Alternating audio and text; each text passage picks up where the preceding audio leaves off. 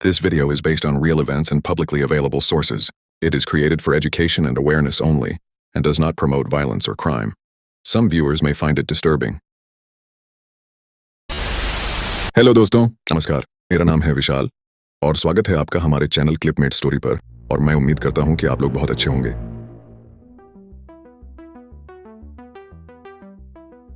देश की राजधानी दिल्ली में 16 दिसंबर 2012 की सर्द अंधेरी रात में एक ऐसी वारदात को अंजाम दिया गया था जिसे सुनकर आज भी लोगों की रूह कांप जाती है और आंखें आंसुओं से भीग जाती हैं। एक चलती बस में 23 साल की मासूम सी लड़की के साथ 6 हैवानों ने दरिंदगी की सारी हदें पार कर दी थीं। हम निर्भया केस की बात कर रहे हैं। संभव है कि आपने भी अब तक निर्भया केस के बारे में बहुत कुछ पढ़ा और सुना होगा, लेकिन हम आपको इस केस की कुछ ऐसी बारीकियां बताएंगे जिनके बारे में शायद आपने अब तक नहीं सुना होगा। इसके अलावा हम आपको यह भी बताएंगे कि निर्भया को जिंदा छोड़ गया दरिंदा आखिर कहां और किस हालात में है।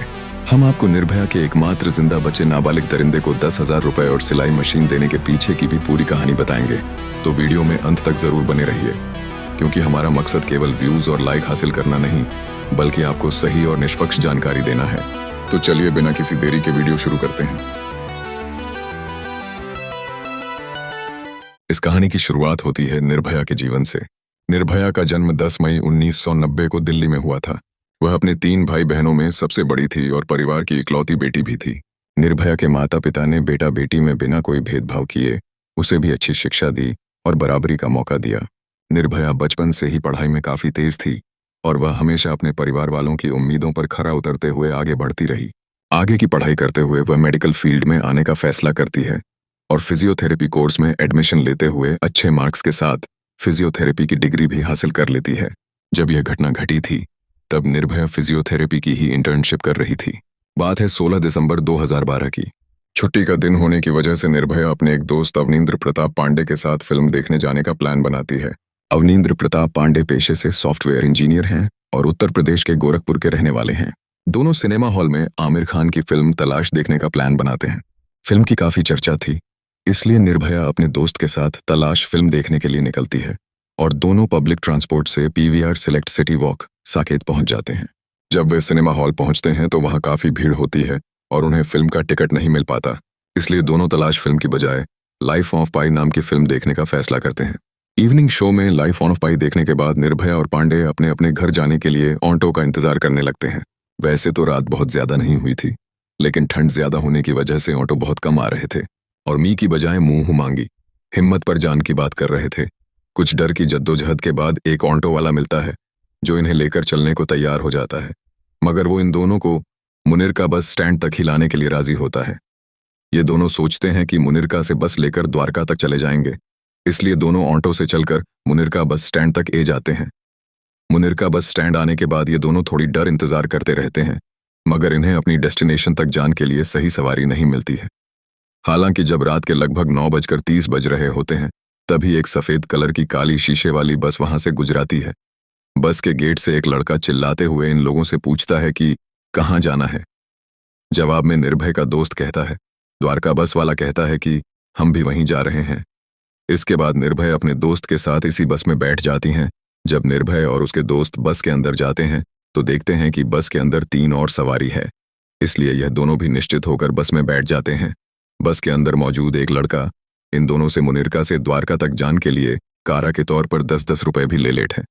हालांकि जब यह दोनों टिकट मांगते हैं तो वो बदतमीजी करने लगता है।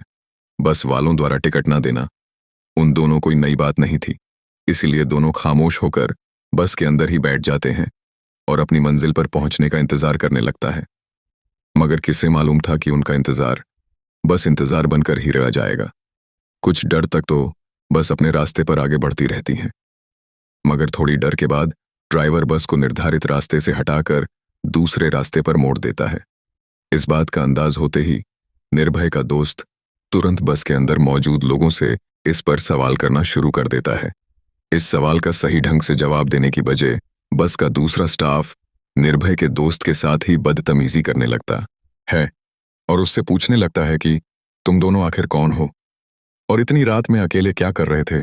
जब निर्भय और उसके दोस्त बस के अंदर गए थे तब इन लोगों ने देखा था कि तीन बस स्टॉप के अलावा तीन लोग पैसेंजर सीट पर बैठे हुए थे।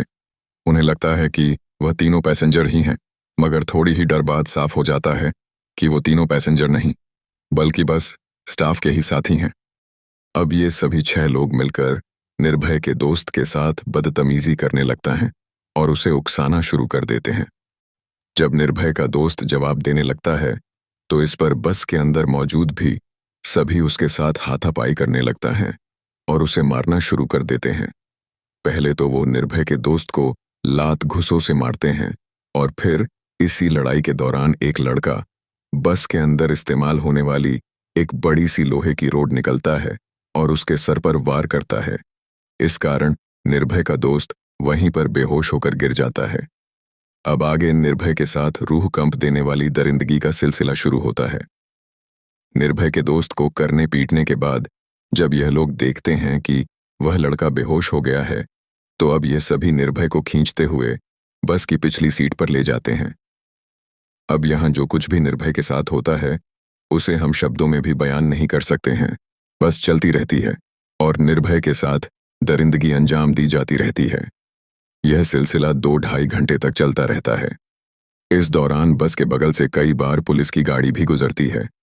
बस खुद भी कई थानों के बगल से गुजरती है, मगर कोई भी इस बस को रोकता नहीं है और बारी बारी से बस के अंदर मौजूद लोग दरिंदगी करते रहते हैं, क्योंकि निर्भय का दोस्त सर पर हुए लोहे की रोड के वार की वजह से बेहोश हो गया था, इसलिए वह निर्भय की मदद करने की स्थिति में नहीं था।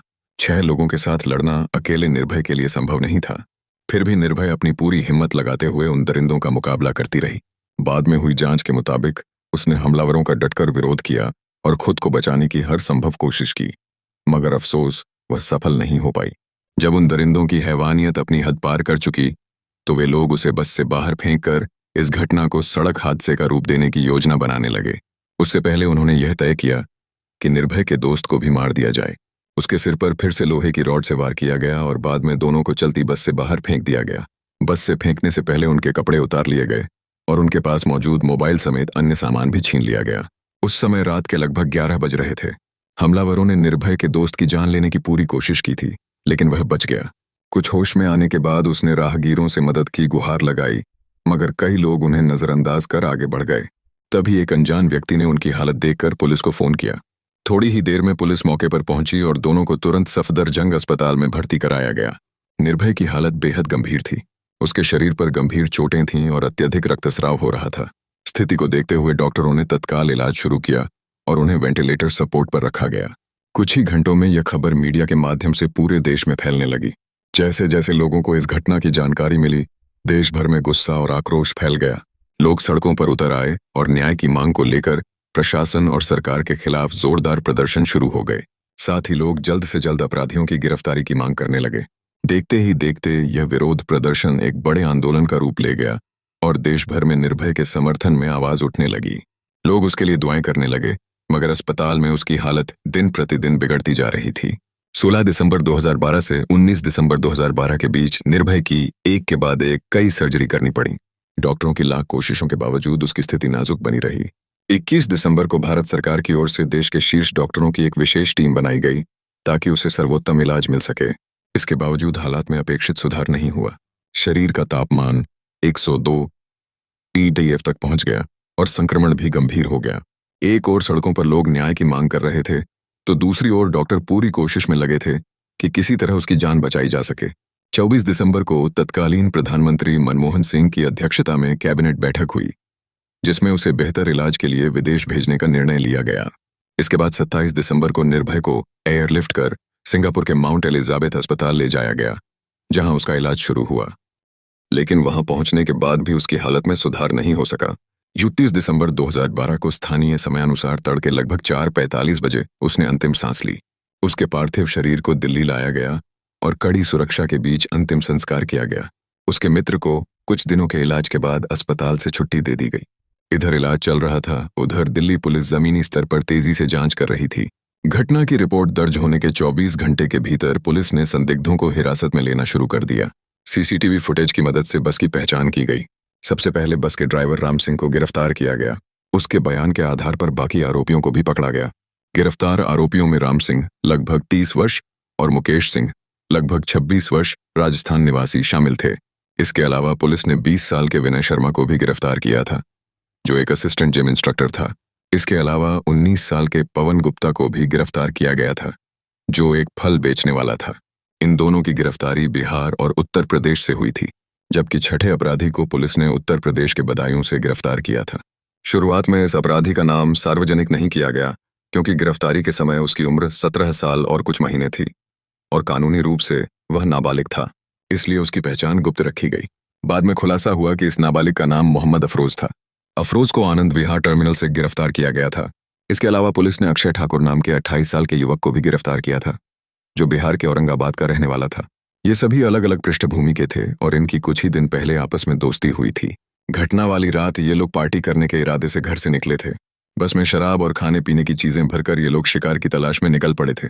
बहुत कम लोग जानते हैं कि पीड़िता को निशाना बनाने से पहले इन लोगों ने बस में 35 साल के रामाधीर सिंह नाम के व्यक्ति को बैठाया, उससे पैसे और मोबाइल छीने और फिर उसे उतार दिया। रामाधीर सिंह ने इस बात की जानकारी पास से गुजर रहे पुलिसकर्मी को भी दी, लेकिन उनकी बात को नजरअंदाज कर दिया गया।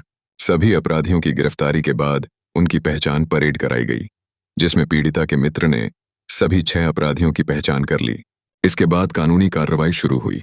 मामले की सुनवाई के दौरान 11 मार्च 2013 को मुख्य आरोपियों में से एक राम सिंह ने तिहाड़ जेल में आत्महत्या कर ली।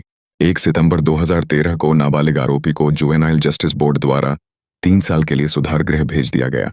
शेष 4 आरोपियों पर मुकदमा चला और 13 सितंबर 2013 को फास्ट ट्रैक अदालत ने उन्हें मृत्यु दंड सुनाया। दिल्ली उच्च न्यायालय ने 13 मार्च 2014 को इस सजा को बरकरार रखा। इसके बाद सर्वोच्च न्यायालय ने 5 मई 2017 को भी मृत्युदंड को सही ठहराया। अंततः सभी कानूनी प्रक्रियाएं पूरी होने के बाद 20 मार्च 2020 को सुबह 5:30 पर तिहाड़ जेल में चारों दोषियों को फांसी दे दी गई। 6 बजे चिकित्सकीय टीम ने उन्हें मृत घोषित कर दिया। नाबालिग आरोपी को सजा पूरी होने के बाद रिहा कर दिया गया। पुनर्वास के तहत उसे 10,000 रुपये और एक सिलाई मशीन दी गई, ताकि वह अपना जीवन यापन कर सके। इस खबर के बाहर आने के बाद लोगों का गुस्सा और भी बढ़ गया था, क्योंकि कथित तौर पर पीड़िता के साथ सबसे ज्यादा अत्याचार इसी नाबालिग अपराधी ने किया था और अंत में वही रिहा कर दिया गया। एक और बात, आप भी जानते होंगे कि दुनिया इस मामले को निर्भया के नाम से जानती है। कई महीनों तक किसी को उसका असली नाम मालूम नहीं था। इसकी वजह यह थी कि भारतीय कानून के अनुसार बलात्कार पीड़िता की पहचान उजागर करना गैर कानूनी है। इसी कारण मीडिया ने उसे निर्भया और दामिनी जैसे नाम दिए थे। कानून में यह प्रावधान भी है कि यदि पीड़िता के माता पिता या परिवार वाले चाहें तो वे स्वयं उसकी पहचान सार्वजनिक कर सकते हैं। इसी आधार पर परिवार ने मीडिया में बयान दिया कि उनकी बेटी ने ऐसा कुछ नहीं किया जिससे उसकी पहचान छिपाई जाए, बल्कि उसने बहादुरी से दरिंदों का सामना किया, जिस पर उन्हें गर्व है। इसके बाद पीड़िता के पिता ने मीडिया से बात करते हुए उसकी पहचान बताई। निर्भया का वास्तविक नाम ज्योति सिंह था। ईश्वर से प्रार्थना है कि ज्योति की आत्मा को शांति मिले। इसी के साथ हम इस कहानी को यहीं समाप्त करते हैं।